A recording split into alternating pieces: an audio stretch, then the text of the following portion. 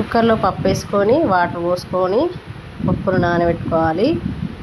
మునగాకు పప్పుచారు కోసం అండి ఇది. చాలా హెల్దీ రెసిపీ. పప్పు నానిపోయింది, దాంట్లో కొంచెం టమాటా ముక్కలు, కొద్దిగా పసుపు, కొంచెం ఆయిల్ వేసుకొని పప్పు ఉడకబెట్టుకోవాలి. ఈ విధంగా ఉడికిపోయింది పప్పు. కొంచెం కారము, చింతపండు రసం వేసుకోవాలి, కొన్ని వాటర్ వేసుకోవాలి, ఉప్పు వేసుకోవాలి. ఆయిల్ వేసుకొని జీలకర్ర, ఎండుమిర్చి, కొంచెం వెల్లుల్లి, పచ్చిమిర్చి, ఉల్లిగడ్డలు, కరివేపాకు, పసుపు అండ్ మునగాకు వేసుకొని పచ్చివాసన పోయే వరకు ఫ్రై చేసుకోవాలి. కొంచెం ఇంగువ వేసుకోవాలి టేస్ట్ కోసము. మనం ముందుగా కలిపెట్టుకున్న పప్పుచారును మొత్తం అందులో వేసేసుకొని మరగనిచ్చుకోవాలండి.